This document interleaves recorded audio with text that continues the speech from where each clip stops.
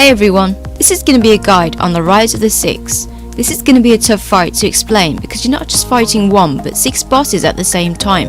And they're all unique and independent, so the rotations of their special attacks are never the same, so you never really know what's going to happen next. So what I'm going to do first is talk about the requirements, steps for the gear, and then on to perks. After that, we can get into the fight of the mechanics of the brothers. Okay, so ROTS is actually one of my personal favourite boss encounters in the entire game. It's fast paced, quite profitable and very engaging.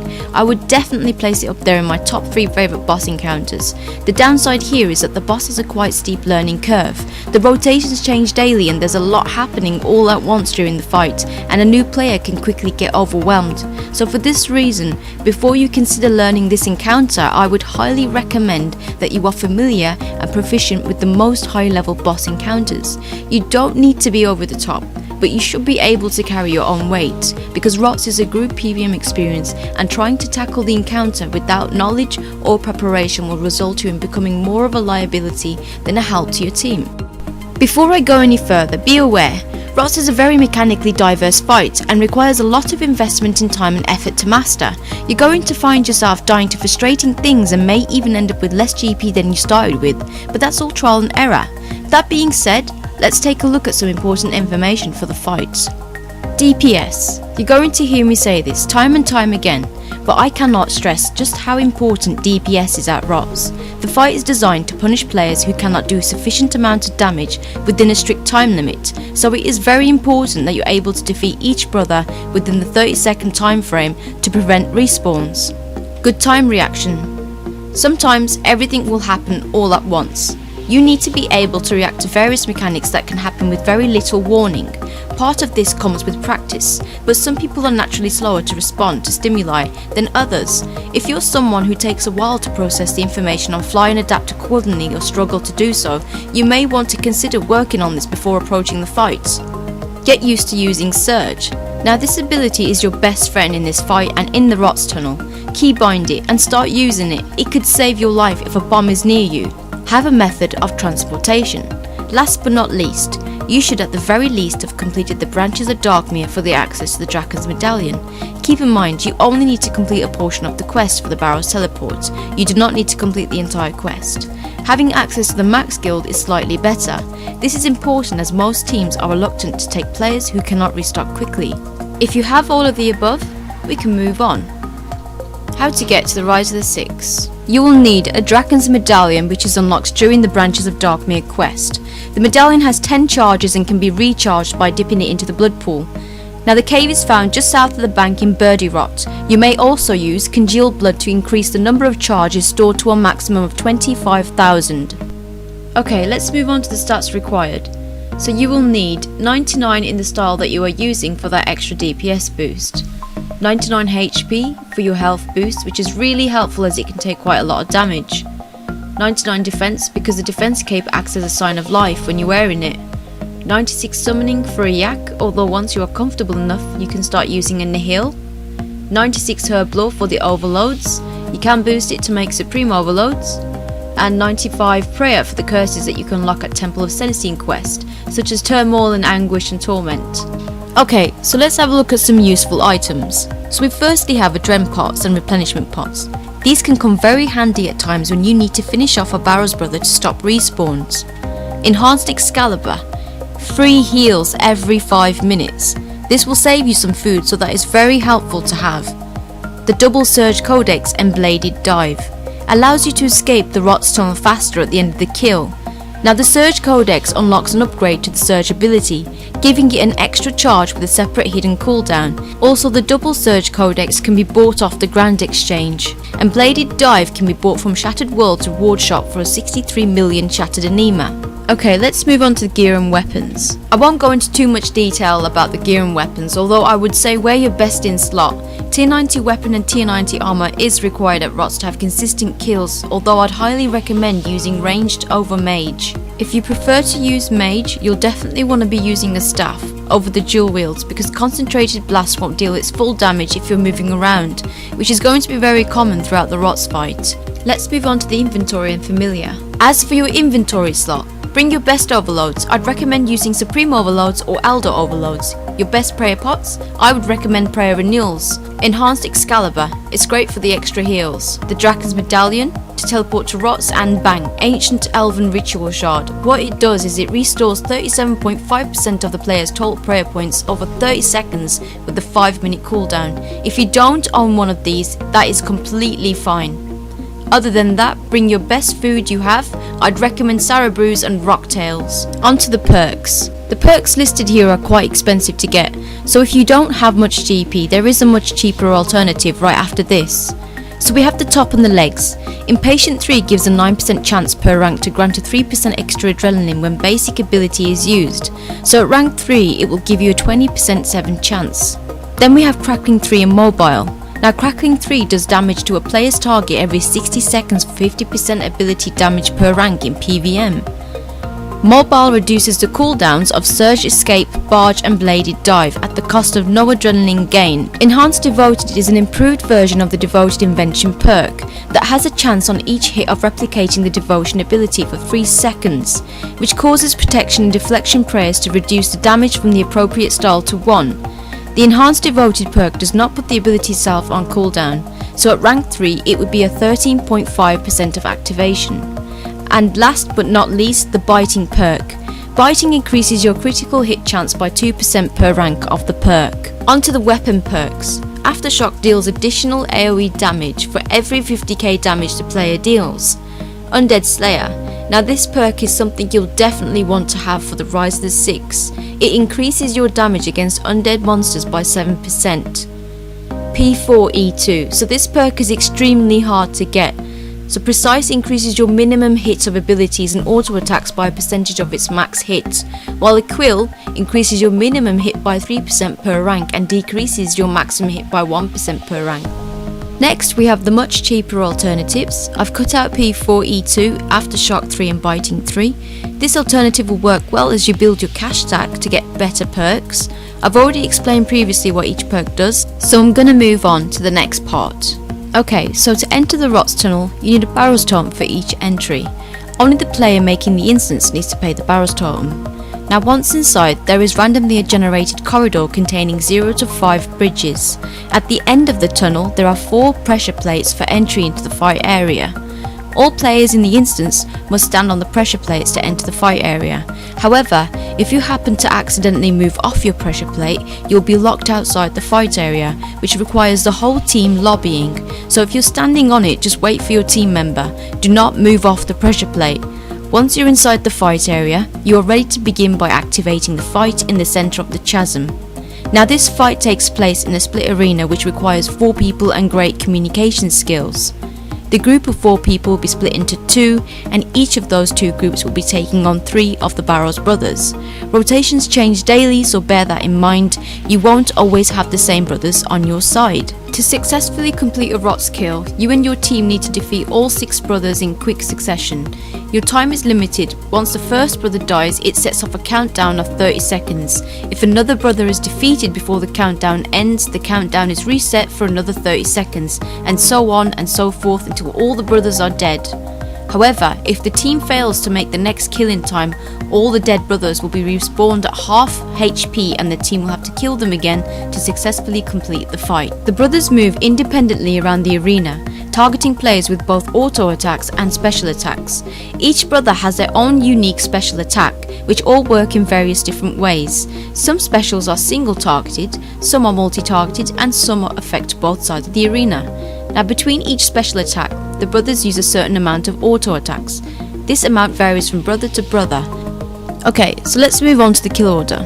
Okay, so we have Karil in first because he can kill new learners who are not used to Karil's bombs and lightning, as well as likely stalling a kill, which is the lightning conductor attack, where he spins in the middle of the arena. Next we have Torag, who has a high potential to kill players with his whack special, and being spun on while being whacked into the floor is almost a guaranteed death. Then we have Dharok. He has an ability to stall kills with his Give Me Everything attack, as well as the capability to instantly kill someone in Realm if he is hit on Realm during his main special attack. After Dharok is Guthan. His special attack is Impale. It can be very dangerous in the Shadow Realm, so it's important that you defeat him before Ahrim and Verac.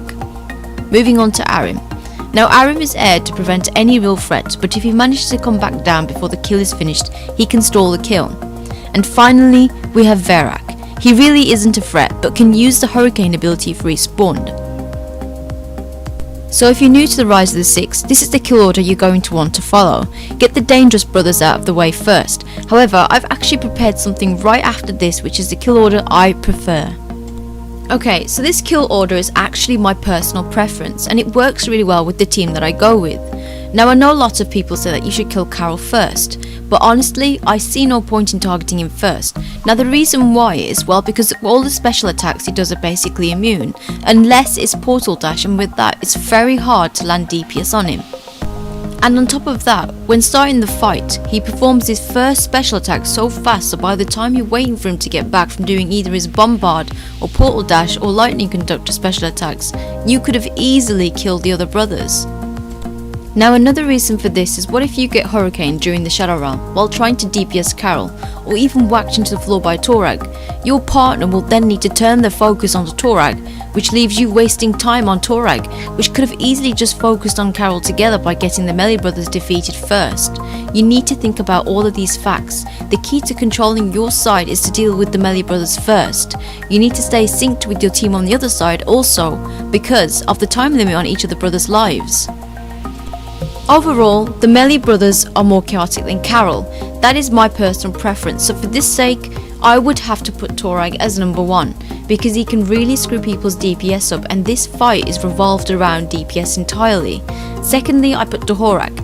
Thirdly, Guthan, and fourthly we have Karil, and fifth is Ahrim, and finally Verac. Now if you struggle to get Karil down by using the first kill order, you are more than welcome to use this rotation, and I hope it helps a lot of people out.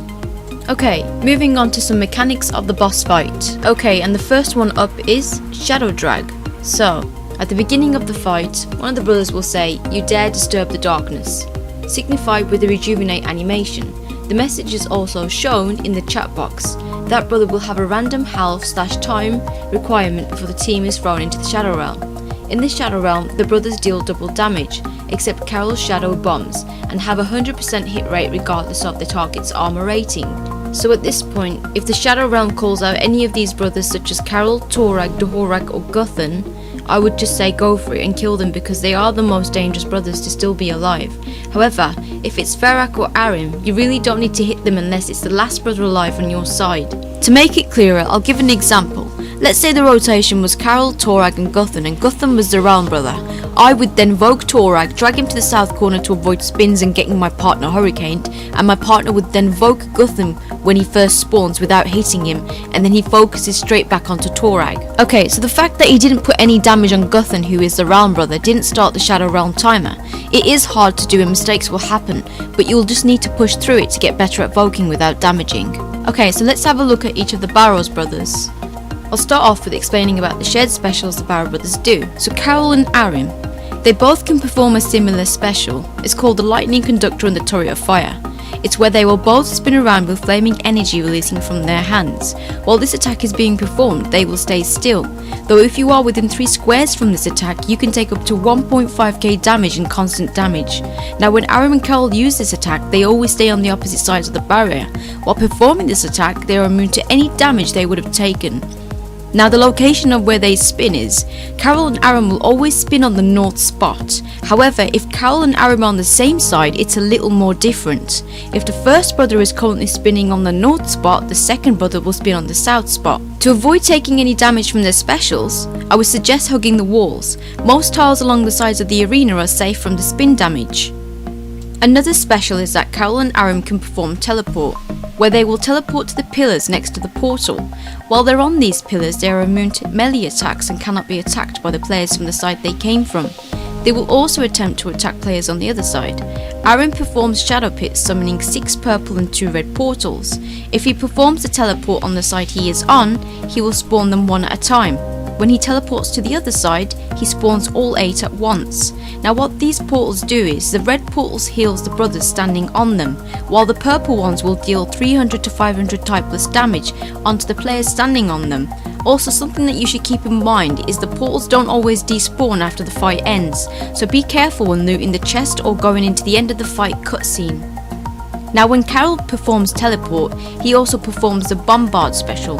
This is by far one of the most dangerous special attacks done in the entire fight. If this special attack goes off in Shadow Realm, he can kill a player instantly. So what you need to look out for is Karil will jump onto a nearby pillar and will send a line of lightning across the other side where he didn't spawn on. The lightning can randomly spawn north to south or south to north. How to deal with this special attack? You can surge against the way the lightning is going or run against it, or simply just move out of the way. Another special that is shared with Ahrim and Karil is called Throw. So what happens is a melee brother, either Guthan, Torag or Dharok, will run to either Karil or Ahrim and toss them in the air, where they arc over, dealing up to 2.5k damage to players caught under them. The damage is instantly dealt when the brother is tossed in the air. Shared specs with Guthan, Torag and Dharok. Now this special is called Hurricane. It's quite tricky to spot if you're standing in a corner and one of them starts spinning on you. Hurricane is done by all of the melee brothers, however Verac has his own version of this and it's called Deathcopter, though he is still capable of using Hurricane as a revival attack. Now the melee brothers will spin their weapons around, dealing 300s at the start and then up to 2.5k typeless damage for around 11 to 12 seconds and can easily hurt other players. How to deal with this attack?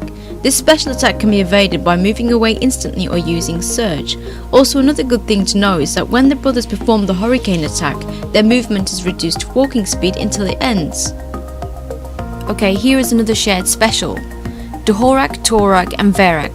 They can perform wall slams. Now this is where they will run up against the side of a wall and do area damage for around 3k life points. To avoid the damage, players must simply move away from the location he is about to hit. Okay, let's have a look at each of the Barrows brother individually. Now each brother has 3 special attacks and they always use it in the same order, though which special they start with is completely random, starting with Karil, who is by far the most dangerous of the brothers. Okay, so the first special attack that Karil does is called Portal Dash. Now this involves Karil teleporting back and forth between the 2 sides of the arena, while leaving behind a bomb. This bomb has a radius of 8 times 8 and can also hit players on the other side if they are near the chasm. The bomb lasts for a few seconds, then exploding, dealing high typeless damage. If you happen to jump into the bomb, it teleports you to the other side. I would only recommend jumping into one of Karil's bombs if the player on the other side is in trouble. How to deal with the Portal Dash? Now, as soon as Karil teleports to the other side, he will instantly drop a bomb.